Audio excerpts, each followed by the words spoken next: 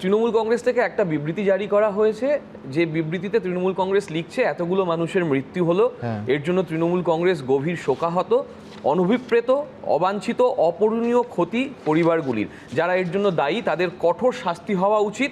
এটা কোনো রাজনীতি করার বিষয় নয়, শুধু দোষীদের শাস্তি কাম্য।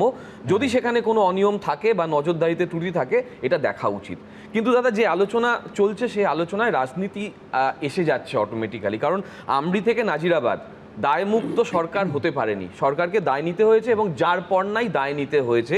এবং সেই দায়ের একটা ছোট্ট অংশ তোমাকে শোনাতে চাইবো, যে অংশে ঠিক তোমার চ্যানেল থেকে এটাকে আমি কপি করেছি, তুমি যে উদাহরণটা দিলে সেই উদাহরণ। সরকার নেই, মারা গেছে, এবং এইরকম উন্নাসিক অপদার্থ মুখ্যমন্ত্রী তার প্রশাসন পায়নি। অগ্নিকাণ্ডে যাদের জীবন গেল এটাকে মারারি করা উচিত, এদের দুর্ঘটনা করা উচিত না। এটা টোটাল প্রশাসনিক অপদার্থতার অন্যতম চরম নিদর্শন।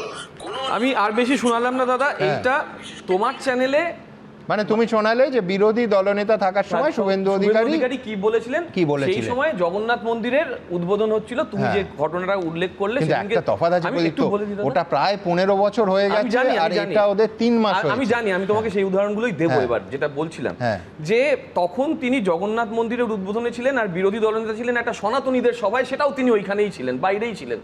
আর কি বললেন যে মানে মুখ্যমন্ত্রী সম্পর্কে যে বক্তব্যগুলো রাখলেন, মারা গেছে। তা এখন কি সরকার নিমতলায় গেছে নাকি বা কালীঘাটে গেছে নাকি আমার জানা নেই। কিন্তু আমি তোমাকে যেটা বলতে, আমার যেটা জানা আছে, বিশ্ব বাংলার লোগোগুলো সব খুলে ফেলেছে গুনে গুনে, যেখানে যেখানে বিশ্ব বাংলার লোগো ছিল খুলে ফেলা হয়েছে। 1, 2, অবৈধ হকার উচ্ছেদ, আমি অবৈধটা যোগ করলাম, অবৈধতার নামে হকার উচ্ছেদ, যার পর নাই হকার উচ্ছেদ হয়েছে, তোমার চ্যানেলে বলেছি, সেটা বিজেপি সেখানে আমাকে যার পর নাই বলেছে।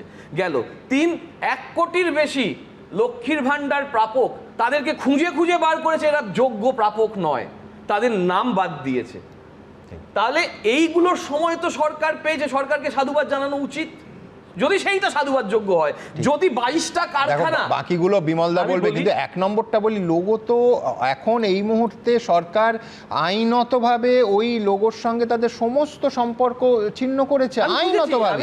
তো লোগো তারা রাখবে কেন? আমি লোগো রাখবে কেন আমি বলছি না, আমি বলছি সরকারের খোঁজার মানসিকতা, যে কোথায় কোথায় খারাপ কাজ হচ্ছে, প্রায়োরিটিস গুলো কোথায়, সেই প্রায়োরিটিস গুলোর জন্য আমি দেখতে পাচ্ছি রাস্তার অবস্থা কোথায় আছে, সেই প্রায়োরিটি কোথায় যাচ্ছে। আমি দেখতে পাচ্ছি চাকরির অবস্থা কোথায় আছে, সেই প্রায়োরিটি কোথায় আছে। 40 দিনের মধ্যে আমি কোর্টে যাব, কোর্টে গিয়ে তোমাদের চাকরি ফিরিয়ে দেবো বলার লোক তো আছে। 1600 চাকরি আজকেই ওই সরকার কি দুর্নীতি করেছিল, পুরনো সরকার সেসব অভিযোগ করে 1600 পদ তুলে দিল, বলে এটা সরকারের প্রায়োরিটি, মানুষের পেটে লাথি মারা। আবার কি বলছে 22টা কোম্পানি খুলে দিলাম 100 দিনের মধ্যে, বলেনি? প্রচার করেনি বিজেপি ওয়েস্ট বেঙ্গল? বুঝলাম, কিন্তু আমি বলছি 15 বছরে আগুন নেভাতে, অগ্নিকাণ্ড থামাতে তোমরা কি করেছো একবার বললে না? দায়মুক্ত হতে পারি না। হ্যাঁ, অ্যাকাউন্ট দিলে একেবারে 3 মাসে। আমি সেটাই বলছি, দায়মুক্ত হতে পারি না। ইয়ার্স ধরে কি করেছো তোমরা? আমি আবারও বলছি দায়মুক্ত হতে পারি না, এবং যেখানে শোভন বাবু যা বললেন সেটার সঙ্গে আমি খানিক সহমত। কিন্তু আমার বক্তব্য হচ্ছে 100 দিনে তুমি 22টা কোম্পানি খুলে তুমি দাম খুলতে পার না, মানে নাম কিনতে পারো, আর তারপরে বলো অভিশাপ বহন করতে হচ্ছে এবং 15 বছরের দুর্নীতি অন্যায় ছিল। তাহলে এই 22টা যে কোম্পানি খুললো সেটা বিজিবিএস এর নয় তো, সেই তত্ত্বটা লুকিয়ে যাচ্ছ না তো। ফলে আমার বক্তব্য যে বেআইনি নির্মাণ, আর দুটো কথা বলে শেষ করবো, বেআইনি নির্মাণ নিয়ে তারাতলায় আপনি বিধানসভায় কাগজ দেখালেন, দেখিয়ে বললেন অমুক ব্যক্তি যুক্ত, অমুক ব্যক্তির সাইন আছে। আজ অব্দি তার বিরুদ্ধে কি ব্যবস্থা হয়েছে, যেটা নব স্যার বললেন, নববাবুর কথার সেদিনকেও তারাতলায় যখন ঘটনা করেছিল নববাবু এখানে এসেছিলেন। অমুকটা বললে কেন? ববি হাকিম তোমাদের কি আশা আবার তোমাদের দিকে ফিরতে পারে? না, এরকম তো তোমরা বলছো অনেক সময়, আগেও নাম করেছে, আমরা করলে না তাই জিজ্ঞেস করলাম, আমার নাম নিয়ে কোনো খুলে রাখছো দরজা। What is in a name দাদা?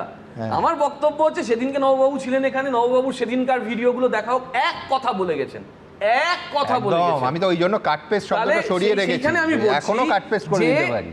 এখন নাকের ডগায় যেটা বলছো প্রশাসন, আর একটা জায়গা নাকের ডগায় ছিল বিধায়কদের আবাসন।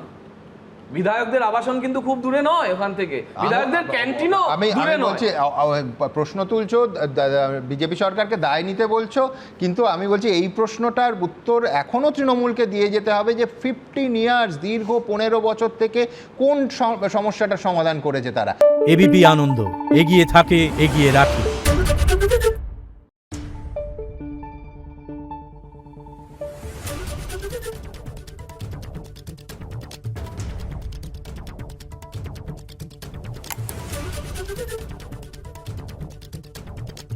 দেখুন।